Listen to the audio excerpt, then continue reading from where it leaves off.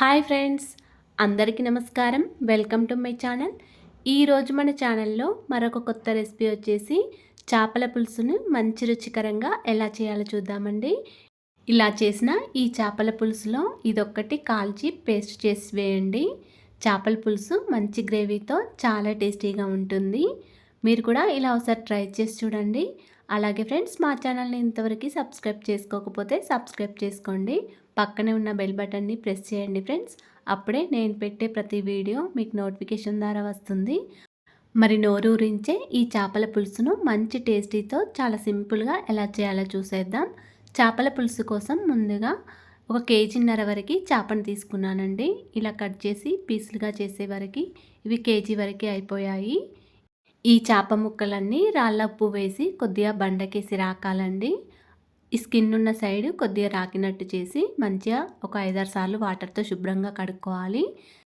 Salt వేసి చేప ముక్కలన్నీ కూడా బాగా కడిగిన తర్వాత దీనిలోకి ఒక 1/2 టీ స్పూన్ వరకు పసుపు, 1 టీ స్పూన్ వరకు కారం, కొద్దిగా సాల్ట్, కొంచెం ఆయిల్ వేసుకొని ఒకసారి చేప ముక్కలన్నిటినీ కూడా బాగా కలుపుకోవాలి. మనం వేసిన ఇంగ్రీడియంట్స్ అన్నీ చేపల ముక్కలకి పట్టేలాగా అన్నిటినీ కూడా బాగా కలుపుకోవాలండి.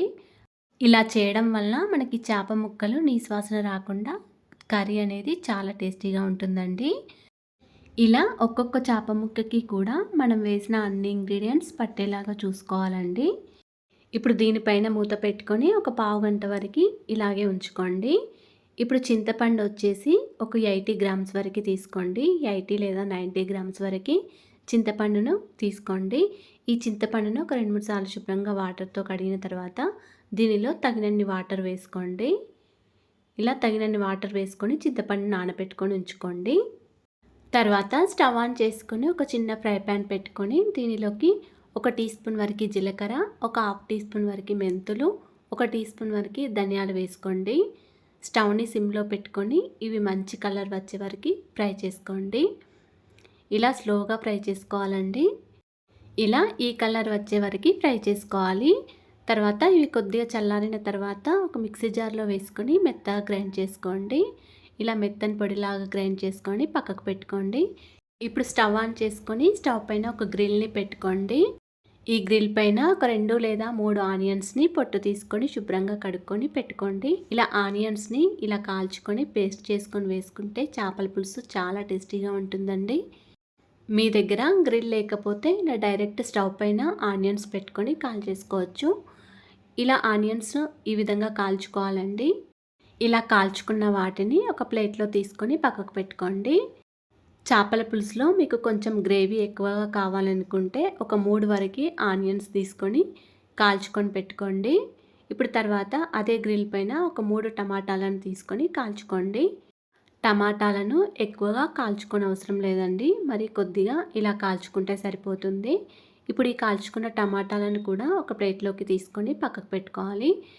కాల్చుకున్న టమాటాలు, ఆనియన్స్ కొద్దిగా చల్లారిన తర్వాత టమాటాల పైన ఉన్న తొక్క తీసేసి చిన్న ముక్కలుగా కట్ చేసుకొని మిక్సీ జార్లో వేసుకోండి. అదేవిధంగా ఆనియన్స్ని కూడా చిన్న ముక్కలుగా కట్ చేసుకొని మిక్సీ జార్లో వేసుకోవాలి. ఇలా మిక్సీ జార్లో వేసుకున్న తర్వాత ఒకసారి గ్రైండ్ చేసుకోండి. ఈ ఉల్లిపాయ టమాటా పేస్ట్ని ఇప్పుడు పక్కకు పెట్టుకోండి. ఇప్పుడు నానబెట్టుకొని ఉంచుకున్న చింతపండుని ఇలా చేతితో బాగా పిసికి చింతపండు రసాన్ని తీసుకోవాలి. ఇలా ఒక గిన్నెలో చింతపండు రసం తీసుకొని పక్కకు పెట్టుకోండి. తర్వాత స్టవ్ ఆన్ చేసుకొని ఒక పెద్ద కడాయి పెట్టుకోవాలి. చేపల పులుసుకి ఎప్పుడైనా పెద్ద కడాయి పెట్టుకోవాలండి. అప్పుడే మనకి చేప ముక్కలు విరిగిపోకుండా ఉంటాయి. ఈ కడాయిలో ఒక 3 లేదా 4 టేబుల్ స్పూన్ల వరకు ఆయిల్ వేసుకోవాలి. చేపల పులుసుకి ఎప్పుడైనా ఆయిల్ ఎక్కువగానే పడుతుందండి. ఆయిల్ కొద్దిగా వేడైన తర్వాత 1 టీ స్పూన్ వరకు జీలకర్ర వేసుకోవాలి. జీలకర్ర ఫ్రై అయిన తర్వాత ఒక 4-5 పచ్చిమిర్చిని ఈ విధంగా పొడుగ్గా కట్ చేసుకొని వేసుకోండి. పచ్చిమిర్చి కూడా ఫ్రై అయిన తర్వాత ఒక 2 పెద్ద సైజు ఆనియన్స్ని కూడా తీసుకొని పొడుగ్గా ఈ విధంగా కట్ చేసుకొని వేసుకోండి. ఆనియన్స్ కూడా ఈ విధంగా ఫ్రై అవ్వాలండి. ఆనియన్స్ లైట్ గోల్డెన్ కలర్ వచ్చే వరకు ఫ్రై అయిన తర్వాత ఉల్లిపాయ టమాటా పేస్ట్ని వేసుకొని బాగా కలుపుకోవాలి. ఈ ఉల్లిపాయ టమాటా పేస్ట్ ఆయిల్లో బాగా ఫ్రై చేసుకోవాలండి. అప్పుడే మనకి పచ్చివాసన లేకుండా గ్రేవీ చాలా టేస్టీగా ఉంటుంది. ఇలా ఆయిల్ కొద్దిగా పైకి తేలిన తర్వాత దీనిలోకి కొద్దిగా కరివేపాకు వేసుకొని ఫ్రై చేసుకోండి. ఒక 3 to 5 మినిట్స్ వరకు ఫ్రై చేసుకోవాలి. ఇలా ఫ్రై చేసుకున్న తర్వాత ఇలా కొద్దిగా ఆయిల్ సపరేట్ అవుతుందండి. ఇలా ఆయిల్ సపరేట్ అయ్యే వరకు ఫ్రై చేసుకోవాలి. ఇప్పుడు దీనిలోకి ఒక 2 టీ స్పూన్ల వరకు అల్లం వెల్లుల్లి పేస్ట్ వేసుకోండి. ఇలా అల్లం కూడా పచ్చివాసన పోయే వరకు ఆయిల్లో ఫ్రై చేసుకోండి. తర్వాత ఒక హాఫ్ టీ స్పూన్ వరకు పసుపును కూడా వేసుకొని బాగా కలుపుకోవాలి. ఇప్పుడు దీనిలోకి ఒక 2 టీ స్పూన్ల వరకు కారంని కూడా వేసుకోండి. ఆల్రెడీ మనం ముందే చేప ముక్కలకి ఒక టీ స్పూన్ కారం వేసి కలిపాం కాబట్టి ఒక 2 టీ స్పూన్ల వరకు కారం వేసుకొని కలుపుకోండి. ఇలా పోపులో కారం వేసుకోవాలండి. ఇలా పోపులో కారం వేసి బాగా కలుపుకోవాలి. ఇప్పుడు చింతపండులో నుంచి మనం తీసుకున్న చింతపండు రసాన్ని మొత్తం ఈ కారంలో వేసుకోవాలి. ఇలా చేతితో వడకట్టుకొని వేసుకోవాలండి. ఇలా వడకట్టుకోవడం వలన ఏమైనా చింతపండు పొట్టు నారలు ఉంటే వెళ్ళిపోతాయండి. ఇప్పుడు దీనిలోకి ఒక గ్లాస్ వరకు వాటర్ కూడా వేసుకోండి. ఒక గ్లాస్ వాటర్ వేసే వీడియో స్కిప్ అయిపోయిందండి. ఇలా వాటర్ వేసిన తర్వాత దీనిలోకి తగినంత సాల్ట్ వేసుకోండి. నేనైతే ఇక్కడ ఒక 2 టీ స్పూన్ల వరకు సాల్ట్ వేసాను. ఇలా సాల్ట్ వేసిన తర్వాత మొత్తం అంతా ఒకసారి బాగా కలుపుకొని మూత పెట్టుకొని స్టవ్ని మీడియం టు హై ఫ్లేమ్లో పెట్టుకొని పులుసును మరిగించుకోండి.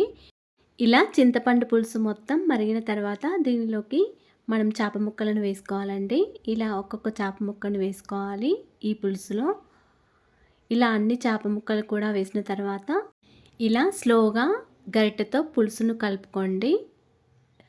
చేప ముక్కలను కదపకండి, ఓన్లీ పులుసును మాత్రమే ఇలా కలుపుకోండి. ఇప్పుడు దీనిపైన మూత పెట్టుకొని ఒక 5 మినిట్స్ వరకు పులుసును మలసలో పెట్టుకోండి. ఇలా 5 మినిట్స్ తర్వాత స్లోగా మళ్ళీ పులుసును ఇలా కలుపుకోండి. గరిటెతో ముక్కలను స్లోగా ఇట్లా టర్న్ చేసుకోండి. ఎక్కువగా కూడా గరిటెతో కలపకూడదండి, చేప ముక్కలు విరిగిపోతాయి. ఇలా చేప ముక్కలు కొద్దిగా కలర్ వచ్చిన తర్వాత స్టవ్ని సిమ్లో పెట్టుకోండి. ఇప్పుడు దీనిలోకి కొంచెం కొత్తిమీరను కూడా వేసుకోండి. ఇలా కొత్తిమీర వేసిన తర్వాత మళ్ళీ స్లోగా గరిటెతో కలుపుకోండి. ఇప్పుడు దీనిలోకి మనం నూరుకొని పెట్టుకున్న మసాలాను కూడా వేసుకోవాలి. జీలకర్ర, మెంతి పొడి, ధనియాల పొడి కూడా వేసుకోవాలండి. ఈ పొడి వేసిన తర్వాత స్లోగా కలుపుకొని ఒక 2 మినిట్స్ తర్వాత స్టవ్ ఆఫ్ చేసుకోండి. అంతేనండి, ఎంతో టేస్టీగా ఉండే చేపల పులుసు రెడీ అయిపోయింది. ఇలా చేసిన ఈ చేపల పులుసు అయితే చేసిన వెంటనే కాకుండా ఒక 4 గంటల తర్వాత తింటే చాలా టేస్టీగా ఉంటుందండి. అంటే మనం నైట్ చేసుకొని తెల్లారి తింటే ఇంకా టేస్టీగా ఉంటుంది. ఒక 4 గంటల తర్వాత ఇది కొంచెం చిక్కబడి గ్రేవీ చాలా టేస్టీగా ఉంటుందండి. నేనైతే ఇక్కడ చేసిన వెంటనే ఒక ప్లేట్లో వేసి చూపిస్తున్నానండి. ఇలా చేసిన ఈ చేపల పులుసు అయితే చాలా టేస్టీగా ఉందండి. మీరు కూడా ఇలా ఒకసారి ట్రై చేసి చూడండి. అలాగే ఫ్రెండ్స్, మా ఛానల్ని ఇంతవరకు సబ్స్క్రైబ్ చేసుకోకపోతే సబ్స్క్రైబ్ చేసుకోండి. లైక్ చేయండి, షేర్ చేయండి. ప్లీజ్ మా ఛానల్ని సపోర్ట్ చేయండి. Thanks for watching.